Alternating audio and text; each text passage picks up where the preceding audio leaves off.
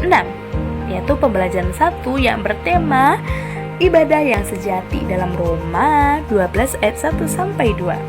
Tapi sebelum kita memulai pembelajaran, ayo kita berdoa. Doa mulai.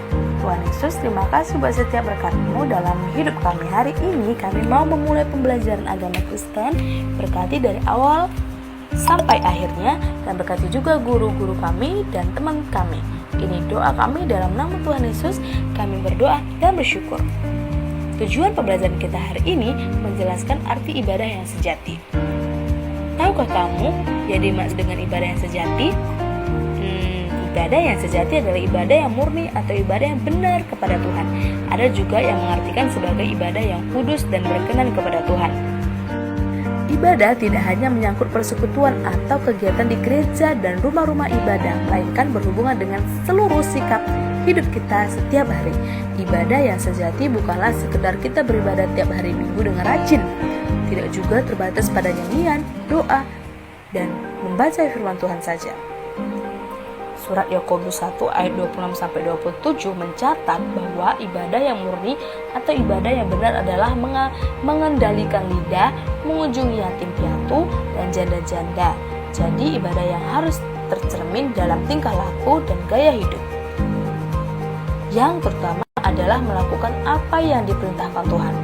Itulah yang dimaksud dengan Rasul Paulus ketika menjelaskan pengertian ibadah dalam Roma 12 ayat 1 sampai 2.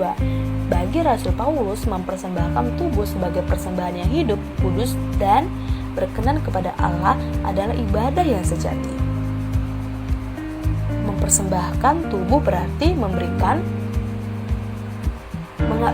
semua pikiran kita, perkataan, perbuatan, atau tindakan sesuai dengan keinginan Tuhan. Cara yang dapat kita lakukan untuk mempersembahkan tubuh kita sebagai wujud dari ibadah yang sejati ialah: pertama, menggunakan otak kita untuk merancang dan merencanakan hal-hal yang baik dan benar. Kedua, mulut digunakan untuk mengatakan hal yang baik dan benar atau untuk memuji teman, bukan mengeluarkan kata-kata yang menyakitkan. Ketiga, tangan digunakan untuk membantu orang tua. Kaki digunakan untuk bergegas menolong sahabat, bukan untuk menendang orang lain ketika marah. 4. Telinga untuk mendengarkan nasihat guru atau pelajaran di sekolah. Tindakan nyata lainnya yaitu melayani orang yang lemah, bersahabat dengan semua orang, menolong orang miskin, berkata jujur kepada semua orang, bersikap ramah dan sopan, tidak mementingkan diri sendiri, menghibur teman yang sedih.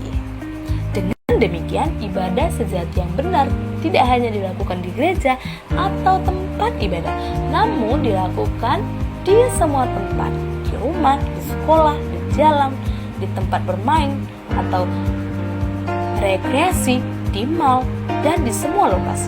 Ibadah yang benar tidak hanya dilakukan pada hari Minggu, namun setiap hari, setiap saat, serta ibadah sejati itu ditunjukkan kepada semua orang. Itu berarti kita harus menjaga setiap sikap, perkataan, dan tindakan kita. Kita tidak boleh menyakiti hati siapapun. Kita harus berlaku adil, jujur, benar, dan selalu mau memberi bantuan kepada mereka yang membutuhkan, khususnya kepada orang-orang miskin dan menderita.